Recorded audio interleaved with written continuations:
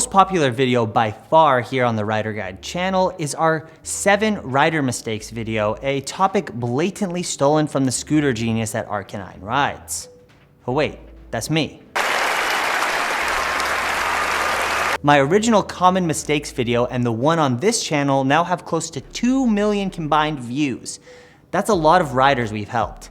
Now that I'm here at Rider Guide full time, I figured it was time to update and combine both videos to forge a new rider mistakes video to rule them all. So here it is, the electric scooter riding mistakes you should avoid, the ultimate guide. When I see someone get on a scooter for the first time, especially people using rideshare scooters, the biggest thing I notice is incorrect foot positioning. People tend to want to put their feet side by side on the riding platform. This is wrong for 2 main reasons. One, the platforms of most scooters don't have the width to be ridden this way.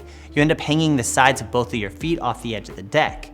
If you're not fully on the scooter, all it takes is one bump to lose your footing.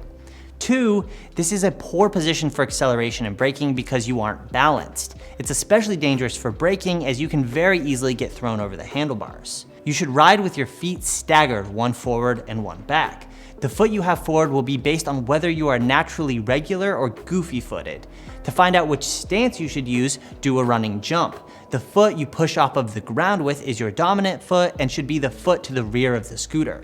Our previous rider mistakes video talked about changing which foot you have forward based on which side of the street you're on to help avoid getting doored by a car. It was an interesting tip, but is ultimately wrong. The safest position is the one you're most comfortable in, making you more ready to react quickly to unexpected obstacles. Your front foot should point mostly forward in order to keep your shoulders squared and parallel to the handlebars. You have more flexibility with how you position your back foot. On scooters with a rear tail, I tend to favor that as the spot for my rear foot, pointing it forward. If you don't have a tail or don't want to use it, you can put your rear foot flat on the deck, sideways or angled forward a bit. Throughout a long ride, mixing up the position of your rear foot will help with fatigue. On decks with extra width, you can also have your feet on opposite sides of the platform to help with turning and carving. Now that you have your feet in the correct position, let's cover weight distribution. When accelerating and braking, you should be using your body and legs to counteract the forces rather than pulling and pushing on the handlebars like I so often see. The first essential tip is to keep a bit of bend in your knees at all times when riding. You shouldn't have them locked out. When accelerating, lean towards the handlebars, shifting your weight forward, and you will need to lean more on faster scooters. For braking, getting low and leaning back is key to avoiding going over the bars.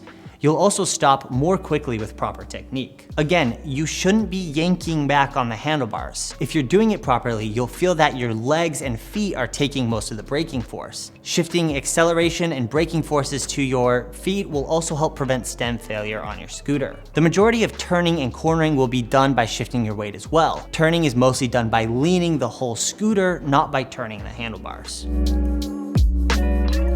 In addition to proper weight transfer technique, you should always be using both the front and rear brakes together if you have them, rather than just one. Using just the front brake can put you over the handlebars in a hurry, and using just the rear brake can cause the back end to slide out and kick the scooter out from under you.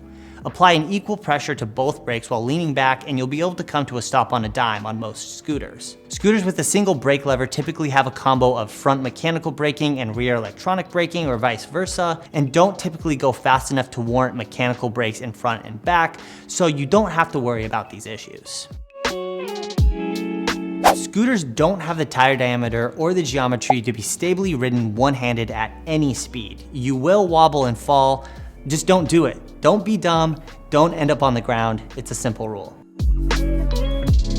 It's not a mistake to ride on a poor surface if you need to, but it's a mistake to overestimate the grip you have on anything but dry pavement. The most common red flag surfaces to watch out for are wet metal, like a manhole cover, sand on pavement, like at the beach, and leaves, especially wet ones. You're better off walking your scooter than trying to ride on wet leaves. The biggest mistake you can make is braking on one of these surfaces. The traction on these surfaces is a fraction of what you normally get, even compared to something like wet pavement.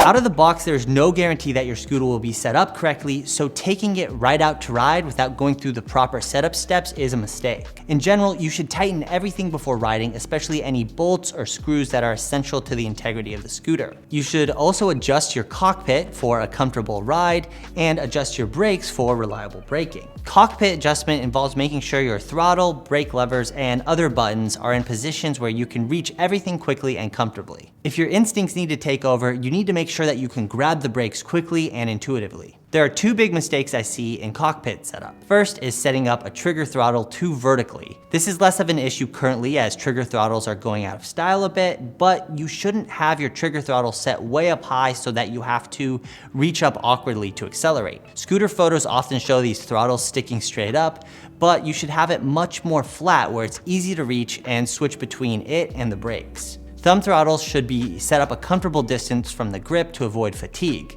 For vertical thumb throttles, set them up so that they allow your hand to rest in the most comfortable position possible when the throttle is fully pressed. The brake levers should also be set at a comfortable position where your hands naturally rest, meaning taller riders should have them angled down more than the position they usually arrive in. I also suggest sliding the levers to the inside of the handlebars a bit to maximize your leverage so you can brake with 1 or 2 fingers and keep the rest of your fingers firmly on the handlebars. It's a mistake to use all 4 of your fingers to operate the brakes, and if it requires that much force to bring the scooter to a stop, then that means the brakes require adjustment or maintenance. If you have turn signals, position the buttons in a place where you can activate them without looking down at the handlebars. Similar to typing or operating a car, you shouldn't have to think or take your eyes off the road to operate all the parts of your scooter while riding. So I just wanted to run through real quickly how I set up my electric scooters when I get them out of the box. Once you have the handlebars installed, typically everything's already pretty loose, but if it's not, go ahead and loosen all the bolts on the brake levers, your throttle, and all the other things that you might want to move around in the cockpit. And then what you want to do is you can either lean this up against the wall and stand on your scooter, or I usually can figure it out just by standing next to it. You want to kind of rest your hands naturally where they're going to be and move your brake levers and your throttle into the position that's going to be most comfortable for you. So I'm taller, so I know that I always kind of want to angle these down pretty steep. And then a lot of time you want to move these in just a touch so that you can actuate the brakes with just a single finger or 2 fingers. So I'm gonna move both of these in. And then, so you'll see like here, this cluster is in the way of this brake where I wanna move it. So I would loosen that up and move it in and then tighten everything down.